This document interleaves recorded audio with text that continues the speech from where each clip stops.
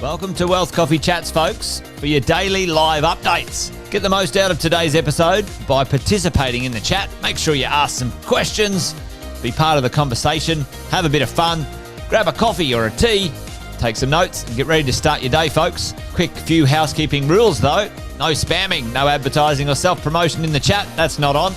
Be kind and respectful to everyone when participating. And most of all, have a good time. Real estate investing can be your biggest asset. It also can be your most expensive asset when it comes to getting it right or getting it wrong, folks. It can be time-consuming, stressful, and that's why here at Positive, we have what's called a 6-star team, a full-service team that provides integrated wealth and property investing solutions and services simply designed to help you progress towards your goal of passive income through your property portfolio, folks. Make sure you check out our other podcasts on the Positive Mentor Network. Not only is there Wealth Coffee Chats, there's the Urban Property Investor. Drops every Wednesday with straight talking investing strategies and lessons with Sam Saggers. Property Investor Tales.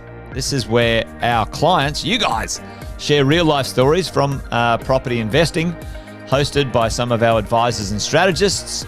And that's done every fortnight, dropping every Monday. Wealth, Wine and Wisdom, folks, that debriefs the week that was in the world of finance and property, hosted by yours truly, Jason Witten and Andy Fenton on Fridays. Welcome to another Wealth Coffee Chats. Marvellous Monday.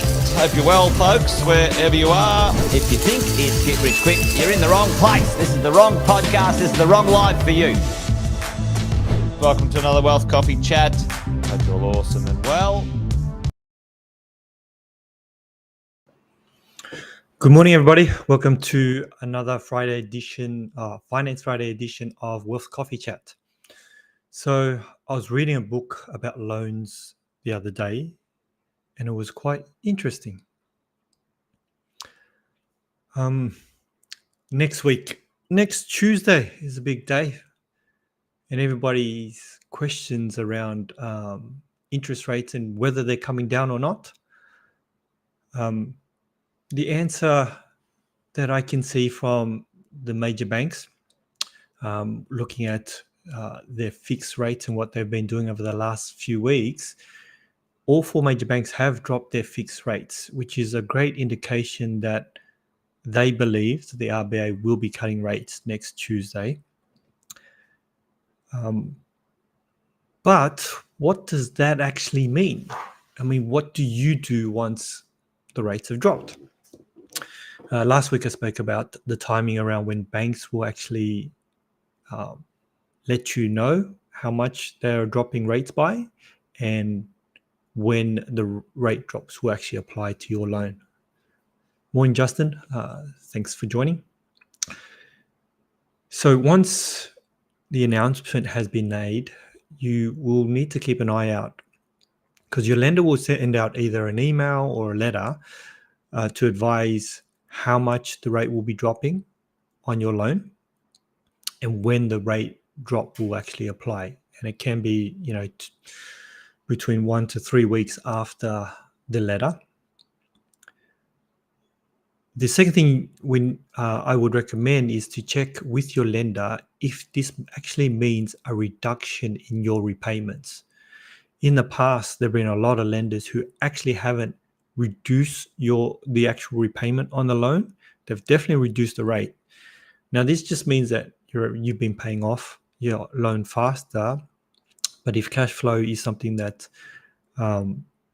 is a concern, then you will need to keep an eye out on the repayments and whether that actually has been reduced. And if it hasn't, reach out to them and let them know that you would like to reduce it to whatever the minimum repayment is, depending on your repayment cycle, whether it's weekly, fortnightly, or monthly. It is also a really good time to have a chat with your broker to see what else is there in the market. Now, once the rates have dropped, there tends to be a lot of shuffling around for the lenders, which means that there may be some lenders out there who are going to have really attractive rates, and the reduction in the interest rate may put you in a position to be able to take advantage of that. So it's worth actually having a conversation with your broker getting the value of your property checked, because that could also influence how much influence the interest rate that some of the lenders can actually charge you. Now, I just wanted to actually share with you one of my broker's clients. Last week, one of my broker's clients came back to the broker and spoke to him about lending, as he needed to finalize a purchase. And the situation arose that a few months back, the client said the lenders called him up and actually spoke to him about taking a break from his repayments. Now, the client thought, hey, that sounds like a really good idea. If you're willing to, let me not pay my loan for 6 months, and I'll take you up on that. Now, the client didn't need this. The clients had, over $100,000 in their offset account. But by saying yes to the lender, the clients actually agreed to being on financial hardship. Now, whether the bank should have done this is another question. But I wanted to share this because by saying yes to this and not understanding the full impact of it, it actually resulted in the clients not being able to refinance their loan with a top tier lender. So they've had to go to a non-conforming lender and do a temporary loan because they needed to complete this purchase. If it sounds too good at the time, we have to be vigilant. We have to ask the questions. And we have to take the opportunity to go away and think about whether that is actually going to be beneficial for us and what the actual impact is. If it's too good to be true, then what is the actual catch? Unfortunately for this client, they've had to learn that the hard way. It was great that they still had a solution, but a phone conversation ended up costing them tens and thousands of dollars in interest. So the thing I want everybody to remember is that banks do not want you to stop paying their loans, because if you stop paying the loans, it actually costs them money. So by the client saying yes, what he agreed to is financial hardship. Now, I guess the question is, what is financial hardship? There's two types of financial hardships. There's the first one, which is temporary. So temporary financial hardship means there's a reduction or a defer in the regular repayments for an agreed period of time.